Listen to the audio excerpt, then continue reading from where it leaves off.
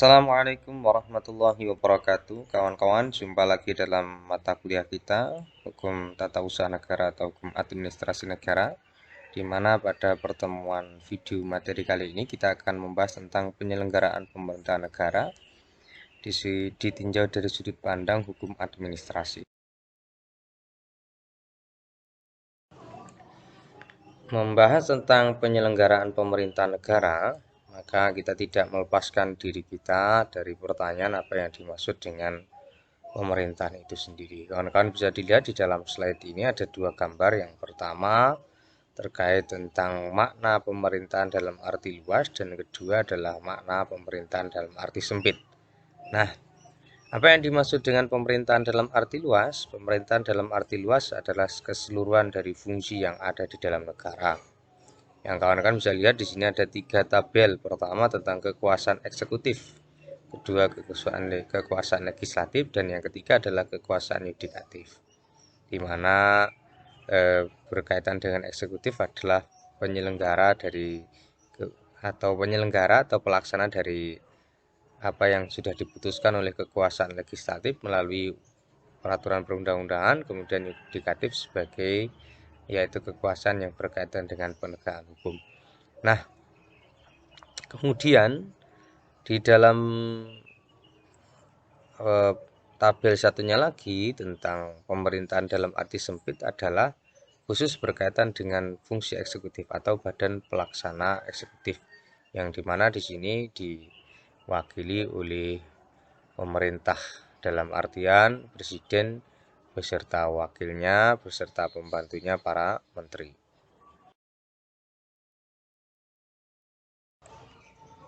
Nah, mari kita bahas satu persatu terkait tentang penyelenggaraan pemerintahan, di mana dalam slide ini kita mulai dengan penyelenggaraan pemerintahan dalam arti luas, yang meliputi tadi 3, kekuasaan eksekutif, yudikatif, dan legislatif. Nah, pertama yang akan kita bahas adalah kedudukan dan fungsi. Apa yang dimaksud dengan kedudukan? Yang dimaksud dengan kedudukan adalah posisi suatu lembaga negara dibandingkan dengan lembaga negara yang lain. Maksudnya, kedudukan dan fungsi di sini adalah berkaitan dengan kedudukan dan fungsi sebuah lembaga negara. Kemudian yang kedua maknanya adalah posisi lembaga negara tersebut didasarkan pada fungsi utamanya, di mana lembaga negara itu terbentuk atau terciptanya atau terwujudnya ada 3 sumber yang menyebabkannya. Pertama, bersumber dari Undang-Undang Dasar, kemudian bersumber dari undang-undang, dan yang ketiga adalah berdasarkan keputusan presiden. Nah, pembahasan selanjutnya terkait tentang bagaimana hubungan antar lembaga negara yang ada di pemerintahan di Indonesia. Nah, dalam sistem ketatanegaraan di Indonesia berdasarkan Undang-Undang Dasar 1945 dengan jelas dibedakan cabang-cabang kekuasaan yang ada atau dipisahkan, yang masuk dalam bidang legislatif, eksekutif, dan yudikatif. Nah, lembaga-lembaga negara di sini dibedakan menjadi 2, yaitu 2 golongan besar, ya, bisa dikatakan seperti itu. Pertama adalah main state organ atau lembaga negara utama. Yang kedua, lembaga negara bantu atau yang melayani, atau yang biasa disebut dengan state auxiliary bodies. Nah, di dalam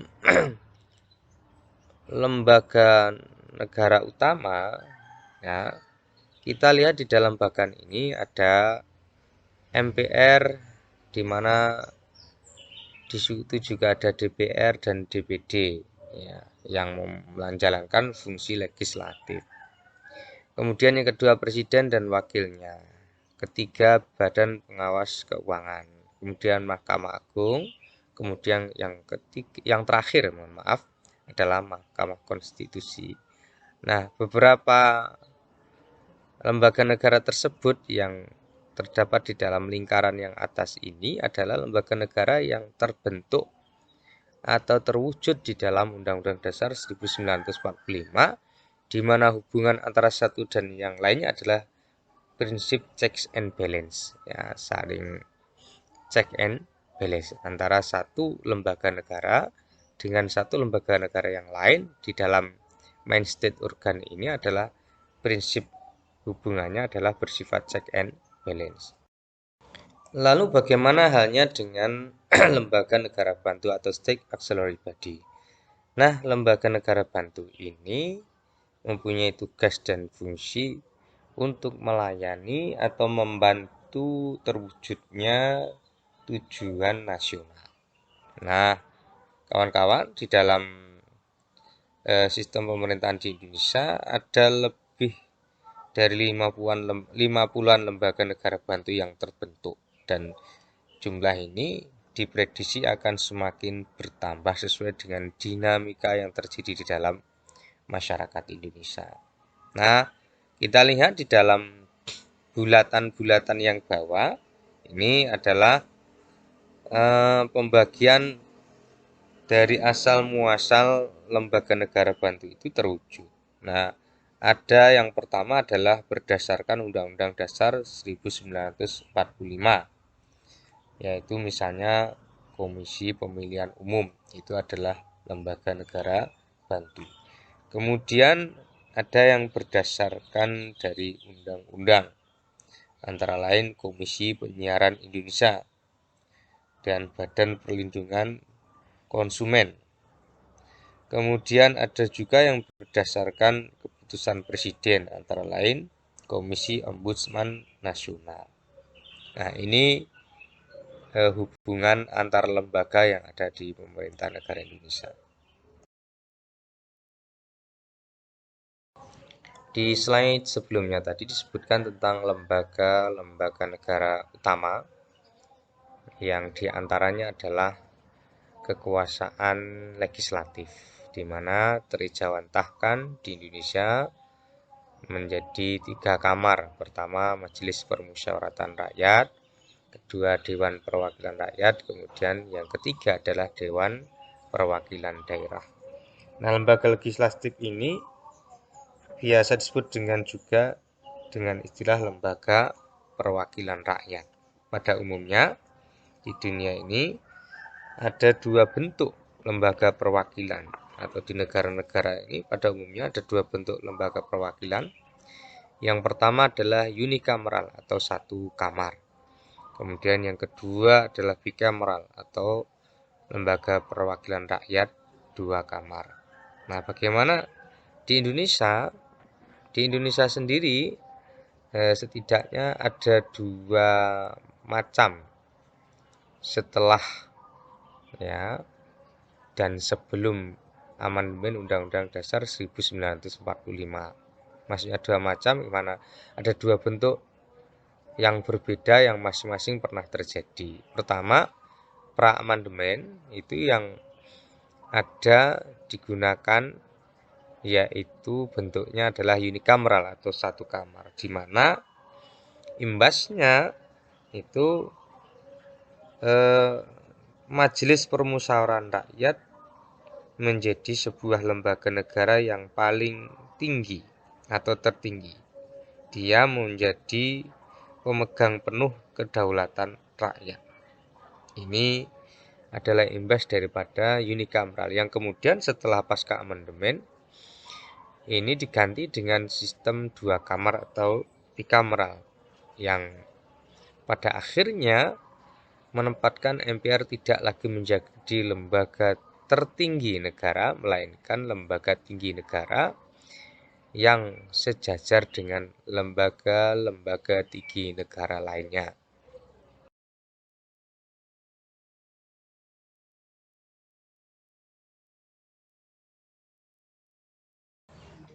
Nah, apa saja tugas dan fungsi lembaga-lembaga yang masuk dalam ruang lingkup lembaga legislatif tadi, di mana disebutkan di awal tadi ada MPR, DPR, dan DPD atau Majelis Permusyawaratan Rakyat, Dewan Perwakilan Rakyat, dan Dewan Perwakilan Daerah. Secara umum kita mulai dari MPR. Secara umum tugas dan fungsi MPR itu memiliki atau mengalami pasang surut, karena disebutkan di awal tadi atau di slide sebelumnya bahwa MPR pernah menjadi lembaga tertinggi negara. Kaitannya dengan itu tentu dia bisa mengendalikan lembaga tinggi negara di bawahnya.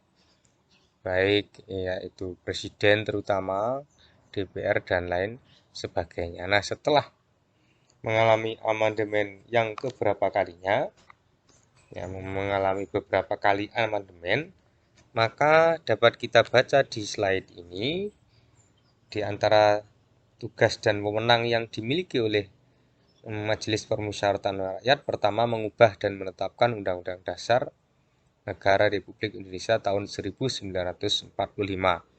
Yang kedua, melantik presiden dan wakil presiden. Yang ketiga, memutuskan usul DPR untuk memberhentikan dan atau wakil presiden dalam masa jabatannya, tentu setelah proses Kemudian yang keempat, melantik wakil presiden menjadi presiden apabila presiden mangkat atau berhenti atau diberhentikan atau tidak dapat melakukan kewajibannya dalam masa jabatan. Kemudian selanjutnya memilih wakil presiden dari 2 calon yang diusulkan oleh presiden apabila terjadi kekosongan jabatan pada masa jabatannya. Kemudian yang terakhir, memilih presiden dan wakil presiden apabila keduanya mangkat, berhenti, diberhentikan, atau tidak dapat melakukan kewajibannya dalam masa jabatannya secara bersamaan dari 2 pasangan calon presiden dan wakil presiden yang diusulkan oleh partai politik atau gabungan partai politik yang pasangan calon presiden dan wakil presidennya meraih suara terbanyak pertama dan kedua dalam pemilihan umum sebelumnya sampai berakhir yaitu masa jabatannya. Lalu bagaimana kaitannya dengan tugas dan fungsi lembaga Dewan Perwakilan Rakyat? Sebagaimana kita bisa baca di slide ini, pertama tentu terkait dengan fungsi atau kewenangan legislasi yang melekat pada lembaga ini, mengusulkan dan membuat atau membentuk undang-undang. Nah, kemudian selain fungsi utama legislasi, ada fungsi lainnya atau kewenangan lainnya yang dimiliki oleh lembaga Dewan Perwakilan Rakyat, yaitu memberikan persetujuan terhadap agenda penting kenegaraan, misalnya terkait tentang pernyataan perang, perdamaian, maupun perjanjian dengan negara lain. Kemudian selain itu juga memberikan usulan, kemudian juga atau penetapan maupun pertimbangan dalam pengisian jabatan-jabatan penting di lembaga bantu negara. Nah, ini adalah di antara tugas dan fungsi lembaga Dewan Perwakilan Rakyat sebagai lembaga legislatif. Dan yang terakhir adalah lembaga yang berasal dari Dewan Perwakilan Daerah. Apa saja tugas dan wewenang dari DPD atau Dewan Perwakilan Daerah? Wewenang dari Dewan Perwakilan Daerah adalah 1. Mengusulkan dan merancang undang-undang berkaitan dengan otonomi daerah maupun yang berkaitan dengan hubungan pusat dengan daerah. Kemudian juga terkait tentang pemekaran atau penggabungan daerah, pengelolaan sumber daya alam, perimbangan kekuasaan pusat dan daerah, sekaligus mengawasi keberlangsungan daripada pelaksanaan undang-undang terkait yang disebutkan tadi sebelumnya. Kemudian tugas lainnya atau kewenangan lainnya adalah DPD memberikan pertimbangan, mempunyai wewenang untuk memberikan pertimbangan terhadap DPR terkait tentang pengisian jabatan strategis kenegaraan. Dia hanya memberikan pertimbangan, bukan memutuskan atau menyetujui, hanya memberikan pertimbangan.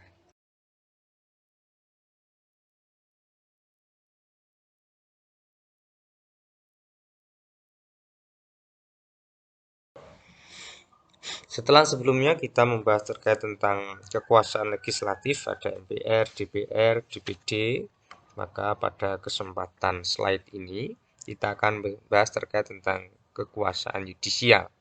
Pasca amandemen, kekuasaan yudikatif di Indonesia dibagi menjadi 2, yaitu pertama Mahkamah Agung, yang kedua Mahkamah Konstitusi. Artinya, Mahkamah Agung bukan satu-satunya kekuasaan kehakiman, melainkan menjadi salah satu saja dari pelaku kekuasaan kehakiman. Lalu, apa kewenangan atau tugas dan fungsi yang dimiliki oleh Mahkamah Agung? Bisa kita lihat di slide ini. Pertama adalah menyelenggarakan peradilan. Ya, nanti berkaitan dengan itu ada peradilan umum, peradilan agama, lingkungan peradilan militer, tata usaha negara, yang berada di bawah naungan Mahkamah Agung. Kemudian mengadili pada tingkat kasasi, kemudian pengujian peraturan perundang-undangan di bawah undang-undang, dan lain-lain sebagainya sesuai dengan undang-undang yang mengatur tentang kewenangan Mahkamah Agung. Nah, adapun MK atau Mahkamah Konstitusi mempunyai tugas dan fungsi maupun kewenangan sebagaimana kita baca di bawah itu. Yang pertama adalah menguji undang-undang terhadap Undang-Undang Dasar 1945. Apakah sebuah undang-undang yang diciptakan oleh kekuasaan pada tahun A atau tahun B, yaitu sesuai dengan Undang-Undang Dasar 1945. Maka rakyat yang ingin menggugat keberadaan sebuah undang-undang bisa datang ke Mahkamah Konstitusi untuk diuji apakah undang-undang tersebut benar-benar bertentangan dengan Undang-Undang Dasar 1945 atau tidak. Kemudian di antara kewenangan lainnya adalah memutus sengketa kewenangan lembaga negara. Memutus sengketa kewenangan lembaga negara. Misalnya usul pemberhentian presiden dan atau wakil presiden oleh DPR kepada MPR. Nah, apabila presiden atau wapres yang diusulkan untuk dipecat atau diberhentikan karena ada dugaan pelanggaran hukum sebagaimana diatur dalam pasal yang berkaitan dengan itu atau 7A Undang-Undang Dasar 1945, maka MK mempunyai kewenangan untuk memutusnya. Apakah dia dianggap benar-benar terbukti melakukan pelanggaran atau tidak. Kemudian mempunyai kewenangan juga terkait tentang pembubaran parpol, dan yang terakhir memutus perselisihan pemilu. Lalu di mana posisi KY atau Komisi Yudisial? Nah, sebenarnya KY bukanlah pelaku kekuasaan kehakiman sebagaimana Mahkamah Agung dan Mahkamah Konstitusi, tetapi tugas dan kewenangannya masih berkaitan dengan kekuasaan kehakiman. Ya, sekali lagi, dia bukanlah pelaku kekuasaan kehakiman sebagaimana Mahkamah Agung dan Mahkamah Konstitusi, tetapi tugas dan kewenangannya masih berkaitan, masih berkaitan dengan kekuasaan kehakiman.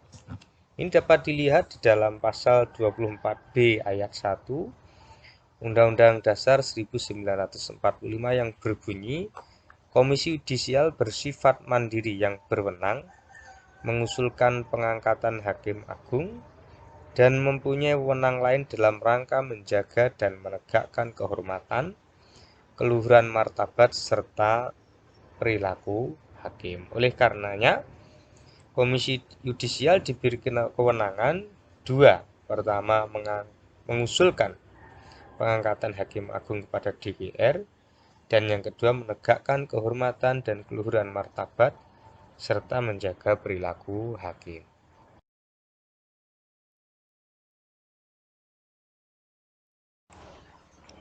Di luar daripada kekuasaan eksekutif, legislatif maupun yudikatif, ada satu kekuasaan lainnya di dalam sistem pemerintahan di negara kita, yaitu adanya kekuasaan eksaminatif.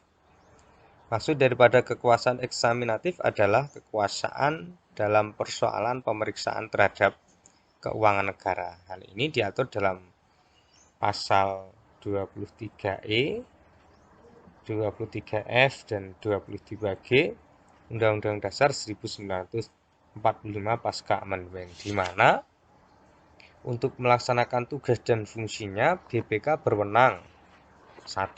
Meminta, memeriksa, meneliti pertanggungjawaban atas penguasaan dan pengurusan keuangan negara, serta mengusahakan keseragaman baik dalam cara pemeriksaan dan pengawasan maupun dalam penatausahaan keuangan negara. Kemudian yang kedua, mengadakan dan menetapkan tuntutan perbendaraan dan tuntutan ganti rugi. Kemudian yang terakhir, melakukan penelitian terhadap pelaksanaan peraturan perundang-undangan di bidang keuangan. Nah, demikian tadi yaitu penjelasan terkait tentang materi kita penyelenggaraan pemerintahan negara part 1 ya, yang akan disambung dengan part 2 yang belum kita bahas, yaitu terkait tentang kekuasaan eksekutif, yang insya Allah kita lanjutkan di video materi selanjutnya. Semoga bermanfaat. Wassalamualaikum warahmatullahi wabarakatuh.